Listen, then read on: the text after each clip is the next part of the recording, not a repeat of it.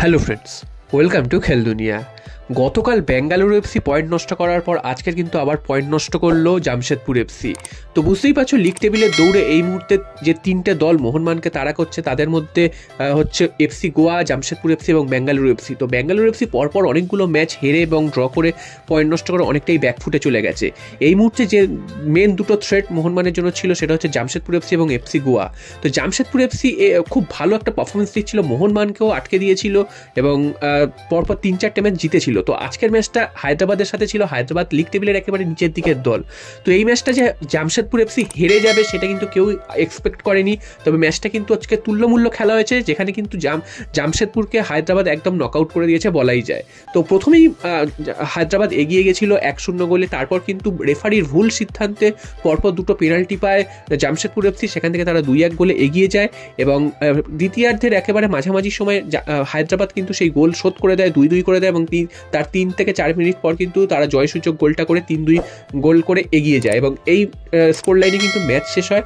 তো ম্যাচ শেষ হওয়ার মানে হচ্ছে জামশেদপুর এফসি এই ম্যাচটায় পয়েন্ট হারালো। আর সব থেকে বেশি কার সুবিধা হলো না, মোহনবাগানের সুবিধা হলো, কারণ মোহনবাগান নিজেরা পয়েন্ট নষ্ট করে অনেকটাই চাপে পড়ে গেছে।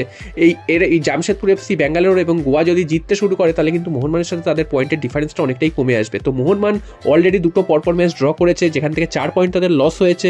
তো সেইখানে যদি এই ম্যাচগুলো থেকে এই দলগুলো পয়েন্ট নষ্ট করে তাহলে কিন্তু সেই গ্যাপটা আবার একই জায়গায় চলে যাবে। তো আখেরে কিন্তু মোহনবাগানের লাভ হবে। মোহনবাগান নিজেরা নিজেদের পয়েন্ট নষ্ট করছে সেটা তো আমরা দেখতেই পাচ্ছি। তবে অন্যান্য দলগুলো যদি পয়েন্ট নষ্ট করে তাহলে কিন্তু মোহনবাগানের কিন্তু ক্ষতি হবে না, উল্টা মোহনবাগানের লাভ হবে। যদিও গোয়া এই মুহূর্তে সব থেকে বেশি বিপজ্জনক মোহনবাগানের জন্য, তারা কিন্তু ইস্ট বেঙ্গলকে গতদিন হারিয়েছে এবং পরবর্তী ম্যাচ কিন্তু তাদের কিন্তু আরও অনেকগুলো ম্যাচ খেলতে হবে। তো দেখা যাক গোয়া মোহনবাগানকে কতটা থ্রেট দিতে পারে। তবে এই মুহূর্তে জামশেদপুর হেরে যাওয়াতে অনেকটাই কিন্তু ব্যাকফুটে চলে গেল বলা যায় জামশেদপুর এফসি, এবং মোহনবাগান কিন্তু এখান থেকে একটা সুবিধা পেল। এরপর চলে আসি মোহনবাগানের নিজেদের পারফরমেন্স নিয়ে। তোমরা জানো যে এই মুহূর্তে সব থেকে বেশি সমালোচিত হচ্ছে কোন প্লেয়ার না, দিমিত্রি পেট্রাটস। তো দিমিত্রি পেট্রাটস লাস্ট 2-3 বছর মোহনবাগান জনতার নয়নের মণি ছিল। তিনিই কিন্তু একার কাঁধে প্রচুর ম্যাচ জিতিয়েছেন, প্রচুর ম্যাচে গোল করেছেন। তো সেই প্লেয়ারটাই কিন্তু এই মরশুমে একদমই ভালো খেলতে পারছে না। মানে তাকে মাঠে নামানো মানে মনে হচ্ছে যেন মোহনবাগান 10 জনে খেলছে, এরকম একটা ব্যাপার তৈরি হচ্ছে। তো এখানেই প্রশ্ন উঠতে শুরু করেছে তাহলে কি দিমিত্রি পেট্রাটসকে ছেড়ে দেবে মোহনবাগান? যদিও তোমাদের জানিয়ে রাখি দিমিত্রি পেট্রাটসের সাথে কিন্তু 2 বছরের চুক্তিতে নতুন করে চুক্তি রিনিউ করা ছিল 2 বছরের। তো তার মধ্যে এইটা কিন্তু 1 নম্বর বছর চলছে। তো সেদিক থেকে দেখতে গেলে পেট্রাটসের সাথে কিন্তু আরও 1 বছরের চুক্তি রয়েছে। তবে এই মুহূর্তে তার যা অবস্থা, তার যা পারফরমেন্স, সেখান থেকে কিন্তু পরবর্তী মরশুমে তাকে ধরে রাখবে কতটা মোহনবাগান সেটাই কিন্তু প্রশ্নের। কারণ এরকম অনেক ক্ষেত্রে হয়েছে যে চুক্তি থাকা অবস্থায় প্লেয়ার ছেড়ে দিয়েছে, এরকম আমরা দেখেছি। এবং এবার কোনো একটা প্লেয়ার ভালো খেলেছে এর অতীতে, তাই জন্য তাকে খারাপ খেলা সত্ত্বেও দিনের পর দিন তাকে ধরে রাখবে, সেটা তো হতে পারে না। তো দিমিত্রি পেট্রাটসকে ছেড়ে দেওয়ার সম্ভাবনা কিন্তু একটা তৈরি হচ্ছে আগামী মরশুমের জন্য। যদিও এই মরশুমে যে কটা ম্যাচ আছে বা সুপার কাপ রয়েছে, তো সেই ম্যাচগুলোতে তো তিনি খেলবেন। তো এবার প্রশ্ন হচ্ছে যে তাকে মাঠে কতটা নামানো হবে সেটাও নিয়ে, কারণ তিনি মাঠে নামা মানে প্রথমেই যেটা বললাম যে 10 জনে খেলার সমান হয়ে যাচ্ছে।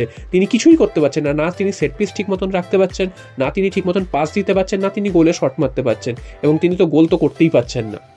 তো এর ফলে কিন্তু টিমের একটা ভারসাম্য নষ্ট হচ্ছে এবং যার ফলে মোহনবাগান কিন্তু ভুগছে। যদিও অন্যান্য ম্যাচগুলো মোহনবাগান একক দক্ষতায় অনেক ম্যাচ বের করে নিয়েছে, যেখানে হয়তো প্লেয়াররা খারাপ খেলো সেই জিনিসগুলো চোখে পড়ছে না।